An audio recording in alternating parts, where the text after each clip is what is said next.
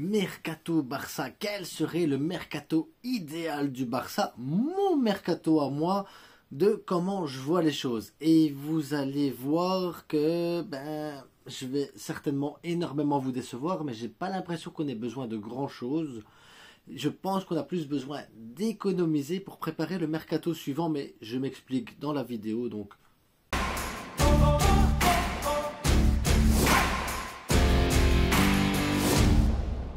Et avant de débuter, levestirstore.com si vous voulez des superbes maillots du Barça, du Brésil, de l'Espagne, de la France, de la Belgique, de ce que vous voulez.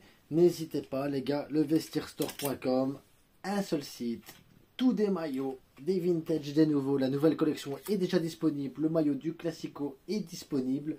Et tout ça pour entre 20 et 30 euros. Les trainings également. Ouais, c'est la frite quoi.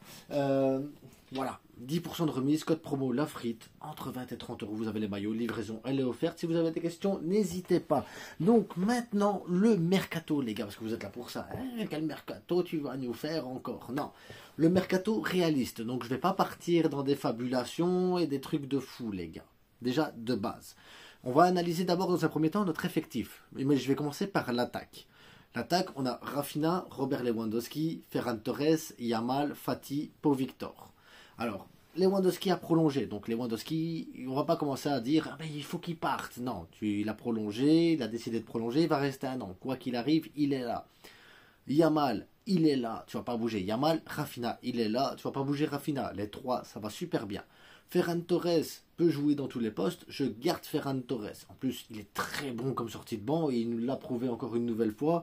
On va faire avec Ferran Torres. Là, vous allez me dire, ouais, mais on n'a pas de réel vrai neuf pour la saison prochaine. C'est pas grave, vous inquiétez pas, c'est pas grave. On parlera du système de jeu par la suite. Ansu Fati. Voilà, Ansu Fati. Et Pau Victor, où on le vend avec une option d'achat, de rachat pour nous, ou on le prête et on le récupère. Je ne veux pas partir loin avec Pau Victor parce que pour moi il y a un potentiel derrière et je veux qu'on garde la main dessus. Donc en attaque, vous l'aurez compris, je ne change rien et je ne vais même pas chercher qui que ce soit parce que Rafinha, si tu vas chercher quelqu'un pour le remplacer, il va falloir qu'il accepte d'être sur le banc. Tu vas pas chercher un top ailier alors que tu vas mettre de la concurrence et tu vas mettre peut-être de la frustration dans les joueurs. L'idée c'est de ne pas frustrer les joueurs, c'est de les aider et de les reposer. Donc pour ce poste d'ailier gauche, vous allez voir, j'ai eu une idée qui va arriver grâce à la défense. Mais on va y venir après. Donc je garde Rafinha et en fait ce que je fais, c'est que je vais demander à Dani Rodriguez ou à Tony Fernandez de monter avec la A de temps en temps pour pouvoir reposer l'un, reposer l'autre, pour avoir quelques minutes et déjà s'habituer à jouer dans une forme de petite rotation, tu vois.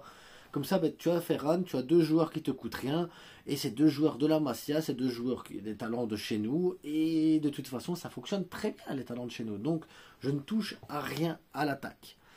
Le milieu de terrain, et c'est pas une question de radinerie les gars, mais c'est parce que je prépare le mercato suivant, et ça on va y venir en fin de vidéo. Le milieu de terrain, on a Olmo, Fermin en numéro 10, Pablo Torre. Olmo, Fermin, ça reste, ça touche pas. I don't know touch. Bouge pas. L'un, l'autre, franchement, je suis hyper satisfait. Olmo, vous inquiétez pas, en octobre, il sera beaucoup plus fort que cette saison-ci. Je l'ai expliqué dans la FAQ que vous n'avez pas regardé. Mais Olmo, avec le stress de inscription, pas inscription, il n'a pas pu s'entraîner comme il fallait, il avait autre chose en tête, ça a joué sur son état de forme physique. Quand il arrive en forme en décembre, là, ça commence avec inscription, pas inscription à nouveau, là, il se reblesse parce que, voilà, et ça a un impact sur le mental, ce genre de stress. Et le mental, après, ça joue sur le physique, et on l'a ressenti en fin de saison, le garçon était vidé avec tous ces trucs de stress et tout ça. Là, on sait qu'il est inscrit. On sait que c'est tranquille, il n'y aura pas de problème avec Olmo. Il a fait sa petite grève d'analyse pour les muscles. Il est en train de suivre un entraînement comme Pedri. Il a son propre kiné de toute façon comme Pedri. Donc ça veut dire qu'en octobre, il sera au top. Donc Olmo, on le garde. Fermin, on le garde. Fermin, il y a hors de question. J'ai vu des rumeurs, des trucs. On touche pas à Fermin Lopez. Numéro 8, on a Pedri, Gavi et Frenkie. Ça bouge pas. Ça bouge pas. Je touche pas du tout à ces trois-là. Ces trois-là vont tourner ensemble dans ce poste de numéro 8. Comme ça, ça sera largement suffisant pour la rotation. Et de toute façon, si on a besoin de joueurs vraiment pour un match ou deux, on a ce qu'il faut aussi à la B. Et au pire des cas, si Pedri n'est pas deux fois en forme, Olmo peut jouer à sa place. Il y a toujours des possibilités. Même Casado peut monter à la place de Pedri ou de Frenkie s'il fallait vraiment pour dépanner. Donc ça fait qu'on a suffisamment de joueurs sur ce poste de 8. Poste de numéro 6, on a Casado, on a Bernal. On touche pas. Pour moi, c'est parfait, c'est suffisant. Il n'y a pas besoin de plus de numéro 6, il n'y a pas besoin d'aller chercher quoi que ce soit. Donc au milieu de terrain, comme vous l'aurez compris, ben, je ne vais de nouveau rien chercher, les gars. Pablo Torre, je le vends, ou pareil que Pau Victor, ou on le vend avec une option de rachat, ou on garde la main dessus, on le prête à un club, il faut qu'il ait du temps de jeu. Oriol Romeo revient, Oriol Romeo repart. Voilà, c'est simple, c'est efficace. On ne garde pas Oriol Romeo, les gars. Maintenant, le chantier, c'est la défense. Parce que la défense, là, vous êtes en train de me dire, oui, la ligne haute, on prend des buts, on prend des buts, on prend des buts, on prend des buts. Et la vérité, c'est, oui, on prend des buts, effectivement. Il faudrait pas jouer la ligne du hors-jeu tout le temps, tout le temps, tout le temps. C'est vrai que par moment, ça serait pas mal d'être un peu plus bas pour partir sur des contres. On a des joueurs qui sont capables de le faire. Mais ça, c'est pas une question d'efficacité des joueurs, c'est pas une question de profil du joueur, c'est une question de tactique de l'entraîneur. Ça n'a rien à voir avec les joueurs. En défense centrale, on a du coup Barcy, on a Christensen, on a Inigo, on a Garcia. 4 joueurs qui peuvent jouer défenseur central. Aroro, vous l'aurez compris, pour moi, il peut partir. Et Clément Langlais, la même chose, il peut partir. Il revient, il repart. Donc, avec 4 défenseurs centrales, je pense qu'on a largement suffisant, en sachant que Koundé peut jouer au pire dans l'axe de temps en temps. Je pense qu'il n'y a pas besoin de plus. Tu as Cuenca dans la B qui peut monter en A aussi. Cuenca, c'est un talent fou, les gars. Vous ne connaissez peut-être pas encore, mais c'est un talent de malade. Donc je ne vois pas l'intérêt d'aller chercher un défenseur central. Oui, mais il y a Jonathan Tah, il est gratuit. Je m'en fous. Tu le prends, tu le revends tout de suite, tu fais de l'argent. Peut-être, à la rigueur. Mais j'ai pas besoin d'un défenseur central. À droite, on a Koundé. Donc tu sais que si tu vas chercher quelqu'un à droite, il va être remplaçant. Donc Frimpong, est-ce qu'il accepterait d'être remplaçant? Je pense pas. Je pense pas. Maintenant, s'il dit oui, moi je veux bien être remplaçant, j'adore être remplaçant, on peut le prendre, il n'y a pas de problème. Mais il te faut un joueur qui accepte d'être sur le banc et qui accepte de jouer de temps en temps. Parce que Koundé, c'est ton numéro 1. Et là, dans ces cas-là, je fais revenir Alex Vaillé de près et je le garde. Alex Vaillé peut jouer à droite, il peut jouer à gauche. Il est très bon. Ça veut dire que Hector Ford et Gérard Martin, moi de mon côté, je les prête. Je ne les vends pas. Je les prête pour qu'ils aient plus de temps de jeu et qu'ils puissent s'aguerrir et prendre un peu plus d'expérience. Beaucoup plus d'expérience. Je ne les jette pas. Maintenant, je vais chercher un joueur pour suppléer Baldé. Le gars, c'est Grimaldo. Je vais chercher Grimaldo. Pourquoi? Parce que Grimaldo peut jouer ailier gauche. Il le fait avec le Bayern Leverkusen, il peut jouer défenseur gauche et ça va te permettre de combler vraiment ton attaque. Si Rafinha est un peu fatigué et que tu as besoin d'un joueur qui percute un peu plus, Grimaldo. Tu as besoin que Baldé se repose, tu peux mettre Grimaldo. Ça veut dire que le gars, il va pouvoir remplacer 2 joueurs, avoir plus de temps de jeu et ça ne va pas créer de frustration. En plus, c'est un ancien de la Masia, donc il va être content de revenir et il va accepter ce système de rôle de rotation. Et puis avec le système de flic, la vérité, il sera en hauteur, il sera très haut et il tirera des coups francs, il mettra des buts. Je pense que c'est l'achat qu'il faut faire absolument en défense et c'est le seul achat qu'il faut faire réellement en défense. Et ensuite, le poste de gardien. Donc Ter Stegen, s'il peut partir, il part. Chesney, je prolonge pas, c'est gentil, c'est bien, c'est mignon, il est venu et tout. Franchement, je le remercie parce qu'on a fait une immense saison. Et Peña, Peña quoi. Je vais chercher dans ces cas-là le gardien Juan Garcia de l'Espagnol Barcelone et c'est sur lui que je vais mettre de l'argent. Ça veut dire que rien qu'avec Grimaldo et avec Juan Garcia, on devrait arriver aux alentours de 70 millions d'achats, les gars. C'est énorme. Mais avec la vente d'Aroro, ça va. Avec la vente de l'anglais, ça va. Avec les prêts, les prêts et tout ça, ça va aussi. Ça te libère de la masse salariale. Fatih, ça te libère de la masse salariale.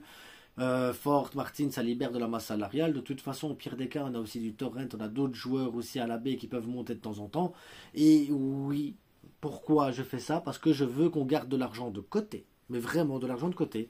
Parce que Lewandowski, ce sera sa dernière saison. J'ai pas envie d'un Jonathan David d'une saison pour voir, pour tester, ça coûte rien. Si ça coûte de l'argent d'avoir des joueurs pour rien sur le banc, ça coûte de l'argent. Donc, je mets l'argent de côté pour aller chercher Alvarez. Alvarez, c'est 95 millions ou 100 millions, je pense, la clause qu'il y a à l'Atlético Madrid. Je vais chercher Alvarez la saison prochaine pour remplacer Robert Lewandowski. Tant que Robert il est là, tu ne peux pas te permettre d'aller chercher un top 9. Donc Robert, il faut mettre l'argent de côté et préparer la saison suivante. Inigo Martinez, vous allez me dire, il est vieux, pourquoi tu ne vas pas préparer? Parce que de l'autre côté, comme je vous l'ai dit, on a Cuenca.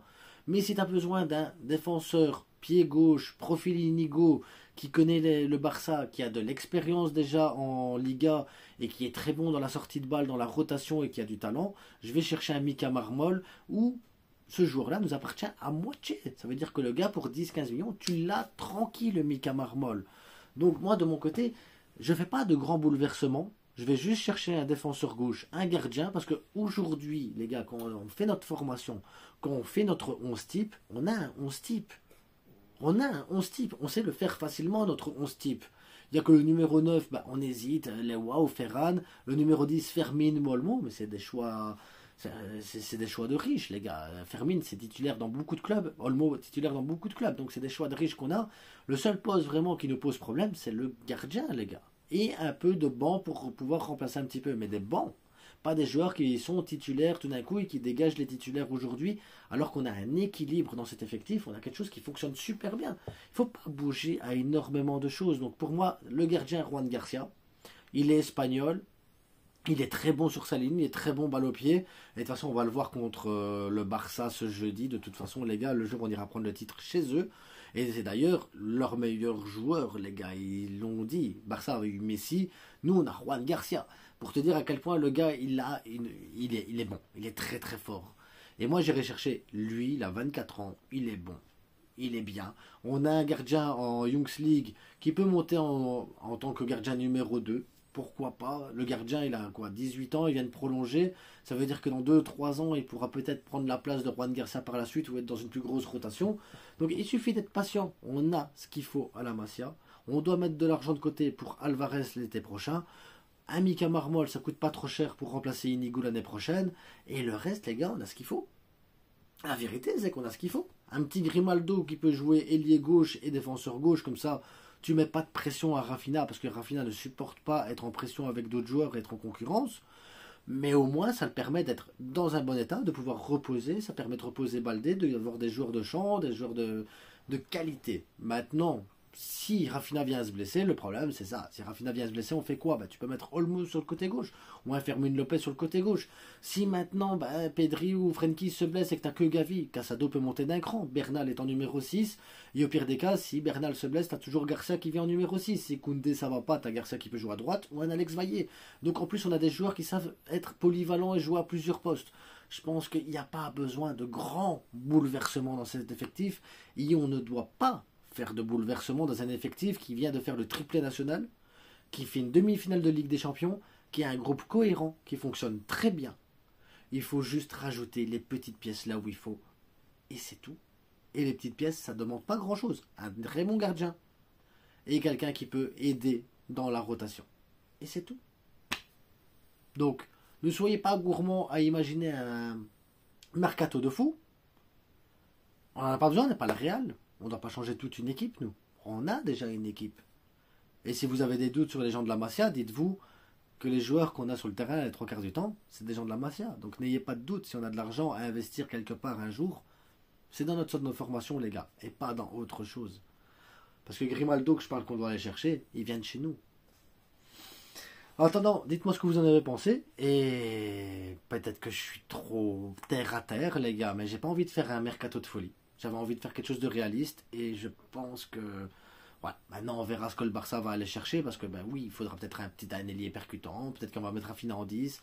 Mais moi de mon côté, je me dis qu'on peut jouer avec un faux numéro 9, Olmo, Fermin en faux numéro 9, jouer avec une pointe base comme Bernal. Et si on a besoin d'être plus offensif, on enlève Bernal, on met un Robert Lewandowski les dernières minutes ou un Ferran Torres et ça te permet d'avoir encore plus de jeux offensifs parce que de mon côté, je pense que Inigo Koubarsi, ton numéro 6 sera entre les deux défenseurs et que le Grimaldo ou le Baldé ou de l'autre côté Koundé ou Alex Vaillé vont jouer beaucoup plus haut pour permettre à Lamine Yamal et Rafinha d'être plus dans l'axe et de rentrer sur leurs pieds pour pouvoir frapper. Et tu vas avoir un Rafinha, un Olmo, n'importe quoi qui sera un peu plus en numéro 10 et ça va combiner beaucoup plus facilement. Tu as besoin de points en attaque, tu mets un Robert Lewandowski tout simplement et tu sors ton numéro 6 et tu joues qu'avec deux défenseurs parce que ça veut dire que tu dois aller de l'avant. Je pense que tactiquement, tu peux jouer avec plusieurs systèmes comme ça et qu'il n'y a pas besoin de bouleverser tant que ça l'effectif et qu'on fait plaisir et on fait tourner tous les joueurs tout en respectant leur statut à chacun. Donc, à bientôt les gars. Et à bientôt en fait tout simplement. N'oubliez pas, c'est que du foot, abonnez-vous, likez, partagez et prenez du plaisir devant les matchs les gars, c'est ça qui compte. Ciao.